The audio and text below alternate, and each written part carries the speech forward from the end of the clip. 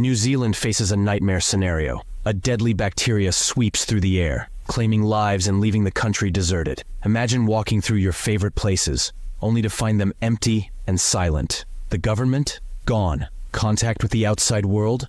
Cut off. It's as if New Zealand becomes a ghost of itself overnight. In this new, harsh world, survival becomes the name of the game. People become tough and trust is as rare as a full meal. It's like the Wild West, but instead of cowboys and duels, it's every person for themselves, fighting over the basics like food. Some turn to violence, ready to harm others for a bite to eat. In the middle of all this chaos live Kallen and his wife. Kallen's a stand-up guy who believes in living without harming others. He avoids fights like you'd avoid eating something that tasted awful. But don't let his peace-loving nature fool you. He keeps a gun close because sometimes you have to show your teeth to stay safe. One day, Kallen's peace is threatened when a stranger comes too close to his home. With a garden full of hard-earned vegetables, Kallen isn't about to let anyone take what's theirs. He fires a warning shot into the sky, a clear back-off message. This becomes a new routine. Defend, but never attack, always hoping to scare off anyone looking to steal. But life has a way of throwing curveballs. Kallen's wife gets a nasty cut, and it quickly turns bad. Imagine the worst paper cut you've ever had, then multiply that pain 100 times. That's what she goes through. The cut gets infected, and it turns out that deadly bacteria from 2 years ago, still around. And it loves open wounds. They need a special medicine, something they don't have. Kallen makes the tough choice to leave and find it, leaving his wife with a gun for protection. Use it only if you have to, he says, knowing full well the kind of world that's out there. Kallen's journey is like something out of an adventure book. He meets people who've lost their minds to the madness, who think hurting others is fun. He avoids them, changing his path, determined to find that medicine. Finally, he finds a small house that might hold what he needs. It's quiet, too quiet. Knocking on the door, he gets no response. With a deep breath, he steps inside, ready for whatever comes next. Here, Kallen finds himself in a tense situation, with an old man, Summers, suddenly holding a gun to him. Kallen quickly explains he is not there to cause trouble. He is desperately looking for medicine for his sick wife. Just as they talk, chaos erupts.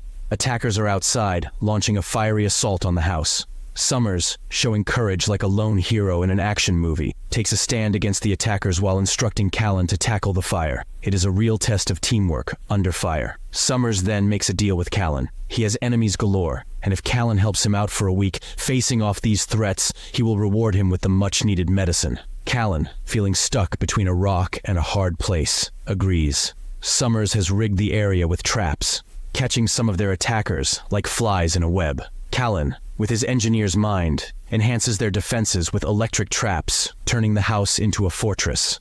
Meanwhile, back at Kallen's home, his wife faces her own crisis. She is weakening, but musters the strength to outsmart an intruder with a clever, yet non-lethal trap of her own, showing her resilience and quick thinking. Back at Summers' stronghold, the tension between the two men simmers. Summers hints at an impending attack, causing a rift between him and Kallen. Their argument escalates into a physical confrontation, showcasing the stress and strain of their situation. Despite Kallen's aversion to violence, the looming threat of attack forces them to prepare for the worst. Their fears come true when they are ambushed during a hunting trip. Kallen is overwhelmed, but in a dramatic turn, Summers comes to his rescue, eliminating the threat with deadly efficiency. He chastises Kallen for his reluctance to fight back, emphasizing the harsh reality of their world where kindness can be a luxury they can't always afford. When they come home, they find drones buzzing around like angry bees, attacking the place. But they aren't about to let these flying pests win. Together, they fight back, shooting down the drones until the attackers decide to back off. It's like that moment in a game where you defeat the boss, and the level goes quiet. Then, the scene shifts to Kellen's wife at home. Imagine her surprise when she discovers a little girl hiding in their house. This girl isn't just any child. She's the daughter of her friend, now alone in the world after her family was lost. Her mother's last wish was for her to find safety with Kellen's wife. Welcoming her with open arms, Kellen's wife finds a new purpose, offering the girl the love and care she desperately needs. Now, enter a new character, a powerful Dawn lady leading a group of ruthless people who prey on the innocent.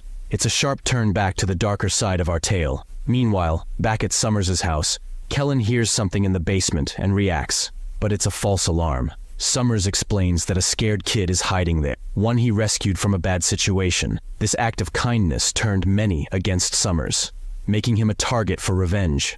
Back at Kallen's home, the woman who once chased away an intruder finds him at her doorstep again. Despite her fear, she defends her home without taking his life, even as he taunts her, promising to return. The drama intensifies when that very night, Summers's house is under siege again. This time, the attackers bring out the big guns, literally, a tank, raining destruction upon them. Amidst the chaos, Summers and Kallen do everything they can to protect their refuge. But then, a twist.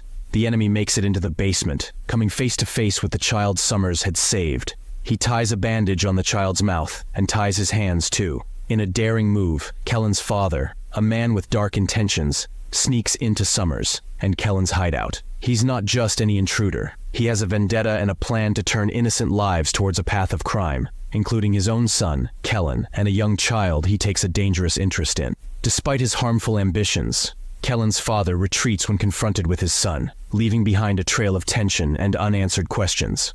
As dawn breaks, marking the end of a tumultuous week at Summers's place, Kallen faces a tough decision. Summers, ever the man of his word, hands over the much-needed medicine for Kallen's wife, and advises Kallen to take the rescued child to the safety of his own home, away from the dangers that seem to follow them. Returning home, Kallen walks into a nerve-wracking situation. The little girl, now part of his extended family, nearly mistakes him for a threat. It's a tense moment diffused by Kallen's patience and understanding. The relief of administering the life-saving medicine to his wife is immense. As she recovers, they share a moment of domestic bliss, introducing the children to each other and contemplating their newfound family unity. But Kallen's heart is heavy with concern for Summers. Left behind to face the dangers alone, driven by a deep sense of loyalty, Kallen returns to Summers's aid, only to find himself in the middle of an unexpected conflict. This time, the threat comes from within, as Summers's own daughter leads an attack against him, armed and dangerous. It's a stark reminder of the complex web of relationships and loyalties in a world where the line between friend and foe is often blurred. Here, we uncover the identity of the mysterious attacker, the Dawn Lady, introduced at the beginning of our tale. The twist: she's Summers's estranged daughter, driven by a deep-seated desire for revenge against her father, who abandoned her and her mother in their time of need. Her arrival at Summers's doorstep isn't a reunion, it's a showdown fueled by years of pain and betrayal. As tensions escalate into a full-blown confrontation, Kallen stands by Summers, ready to face the storm together. Amid the chaos, an unexpected player joins the fray: Kallen's father, the very man whose dark legacy Kallen has fought hard to escape. In a decisive moment, Kallen confronts his father, choosing to protect his newfound family and way of life at all costs. The confrontation ends with Kallen taking the life of his father, a choice that weighs heavily on him but marks his final break from a past he's long sought to leave behind. Meanwhile, Summers faces his daughter, the Dawn Lady, in a battle of wills and weapons. In a poignant turn of events, he subdues her, not with anger, but with a non-lethal method, hoping perhaps for redemption rather than revenge. The battle's aftermath is bittersweet, with losses on both sides and no clear victor, only survivors left to pick up the pieces. In the wake of the battle, Kallen returns to his family, more determined than ever to protect them and build a peaceful life. He fortifies their home, setting traps to ward off any future threats, a symbolic gesture of his commitment to safeguarding his loved ones. The story closes on a note of cautious optimism. Kallen's family, now a blend of chosen bonds and biological ties, finds a moment of peace in a world still shadowed by the specter of violence.